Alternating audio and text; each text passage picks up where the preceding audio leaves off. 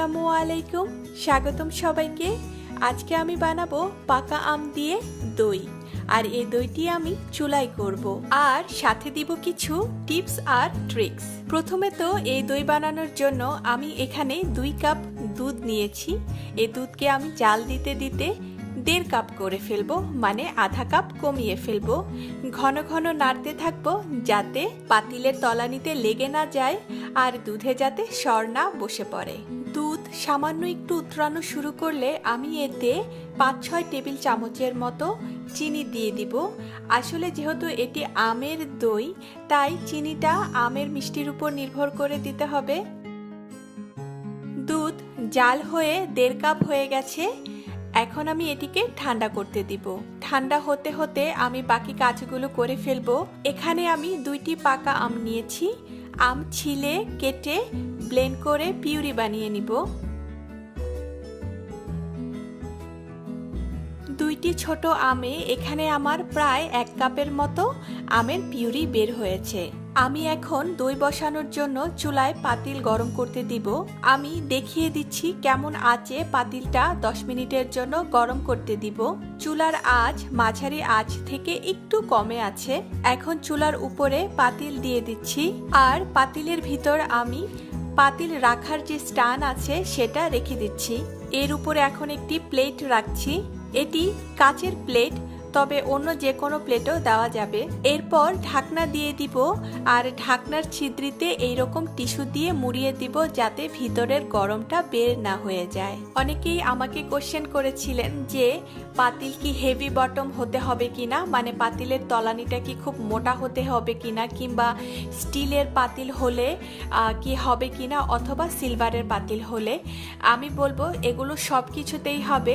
আপনি যদি পাতলা কোনো সিলভারের কিংবা স্টিলের পাতিলে দেন তাহলে চুলার আঁচ আমি এখানে যতটুকু দিয়েছি তার থেকে আর একটু কমিয়ে দিলেই হবে। এখন এই পাতিলকে 10 মিনিটের জন্য গরম করতে দিব। এর মাঝে আমি টক দই চামচের সাহায্যে ফেটিয়ে নিচ্ছি। এটি হচ্ছে টক দই বা প্লেন ইয়োগার্ট। আমার কাছে এখন মিষ্টি দই নেই। মিষ্টি দই থাকলে তবে মিষ্টি দইও দেওয়া যায়। আবার দইয়ের বীজ দিয়েও করা যায়, তবে আমার কাছে দইয়ের বীজ নেই, তাই আমি এই টক দই দিয়েই দইটা পাতবো। দুধ কুসুম গরম হয়ে গেছে। এখন আমি দুধে ব্লেন্ড করা আমের পিউরিটা দিয়ে দিব। 5-6 টেবিল চামচের মতো দিব। দিয়ে খুব ভালোভাবে মিশিয়ে নিব। আমি এরকম হুইস্কারের সাহায্যে মিশাচ্ছি, তবে চামচে দিয়েও খুব ভালো করে মিশানো যাবে। দুধ আর আম ভালো করে মিশানো হয়ে গেলে এখন এতে আমি ঠিক গনে গনে 4 টেবিল চামচ টক দই দিয়ে দিচ্ছি, যেটি আমি ফেটিয়ে নিয়েছিলাম। দই দিয়ে খুবই ভালো করে মিশিয়ে নিব দুধ আমের সাথে। খুব ভালো করে মিশানো হয়ে গেলে এখন আমি বাটিতে ঢেলে দিব, যেই বাটিতে আমি দইটা বসাবো। অনেকেই প্রশ্ন করে থাকে মাটির পাতিল ছাড়া কি দই বসানো যাবে না? অবশ্যই যাবে। স্টিলের বাটি অথবা সিলভারের বাটি অথবা প্লাস্টিকের বাটি অথবা এই রকম গ্লাসের বাটিতেও বসানো যাবে। ডেজার্ট দেয় যে বাটিতে, আমি সেই 2টি বাটিতে দই বসাবো। আর আমি বসাবো এইরকম সিরামিকের 2টি বাটিতে। মানে মোট কথা হলো দই যে কোনো পাত্রেই বসানো যাবে।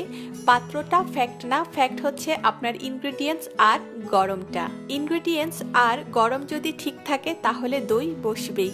এর মাঝে পাতিল গরম হয়ে গেছে, আর এখন আমি এই পাতিলের ঢাকনা উঠিয়ে রাখা বাটিগুলো দিয়ে দিব।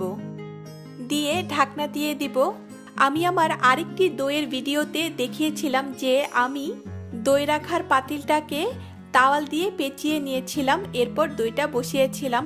তবে এবার আমি তাওয়াল দিব না, জাস্ট এইভাবে দিয়ে ঢাকনাটা দিয়ে দিব। অনেকের প্রশ্ন ছিল যে তাওয়াল পুড়ে যাবে কিনা। অবশ্যই তাওয়ালটা পুড়বে না, কারণ চুলার আঁচ খুবই কম থাকে, আর এই আঁচে তাওয়াল তো পুড়বেই না, কোনো কিছুই পুড়বে না। আচ্ছা, যেহেতু আমি এইবার তাওয়াল দিচ্ছি না তাই এই প্রশ্ন আসার কথা না। এখন আমি ঢেকে দিব, আর ঢেকে দিয়ে আমি চুলার আঁচ কমিয়ে দিব। আমি দেখিয়ে দিচ্ছি আমি কোন আঁচে এই দইটা বসাবো চুলায়। একটু ভালো করে লক্ষ্য করুন, দেখুন চুলার আঁচ মানে চুলার যে আগুনটা সেটা কিন্তু পাতিলে লাগছে, কিন্তু খুব বেশি করে না, হালকা হালকা করে লাগছে। ঠিক এইরকম ভাবে আমি চুলাটাকে ধরিয়ে রাখবো 1 ঘন্টা। ঘড়ি ধরে 1 ঘন্টা পর দেখে নিব। মনে তো হচ্ছে দইটা বসে গেছে। আর দইটা বসেছে কিনা তা খুব সহজেই বোঝা যায়। প্রথমে তো হচ্ছে দেখলেই বোঝা যাবে দইটা বসেছে কিনা। তবুও যদি কনফিউশন থাকে তবে একটি টুথপিক বা কাঠি নিয়ে দইয়ের ভিতর গেঁথে নিয়ে দেখলেই বোঝা যাবে। যদি সুন্দরভাবে গেঁথে যায় আর গেঁথে গিয়ে একটু ছিদ্রির মতো হয়ে যায় দেখতে, তাহলে দই হয়ে গেছে। আবার এরকম একটু ঘুরিয়ে ফিরিয়ে নিলেও বোঝা যাবে যে দই বসেছে কিনা। যদি বোঝা যায় যে দই ঠিকমতো বসে নাই, তবে আবার ঠিক এই আঁচেই ঢাকনা দিয়ে 15 থেকে 20 মিনিটের জন্য রেখে দিলেই হবে। মজার ব্যাপার হলো যেই আঁচে দইটা আছে, এই আঁচে যদি সারা দিনও দই থাকে তবুও দই পুড়বে না, দইয়ের কিছুই হবে না। তবে 1 ঘন্টা পারফেক্ট একটি দই বসানোর জন্য।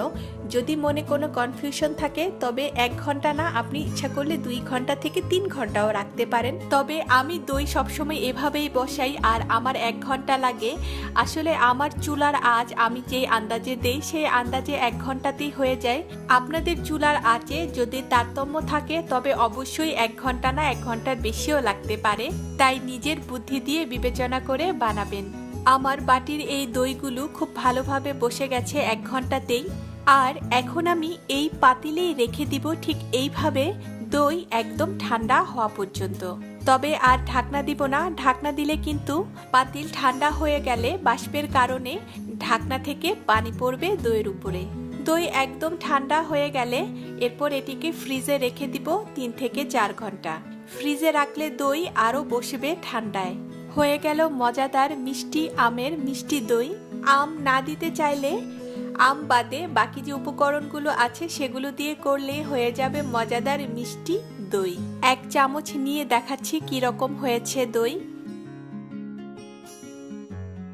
Wow, it's perfect. আপনারাও বানিয়ে দেখুন, আশা করি ভালো লাগবে। নিয়মিত দই খাবেন, দই কিন্তু পেটকে ঠান্ডা রাখে আর এর গুণাগুণ তো অনেক। আর সাথে যদি থাকে আম তাহলে তো সোনায় সোহাগা। আশা করি আজকের এই ভিডিওটি আপনাদের ভালো লাগবে। ভালো লাগলে চেষ্টা করবেন ওই যে সাবস্ক্রাইব বাটনটা, এটা একটু প্রেস করার জন্য। ভালো থাকবেন সবাই। আজকের মতো বিদায়, আল্লাহ হাফেজ।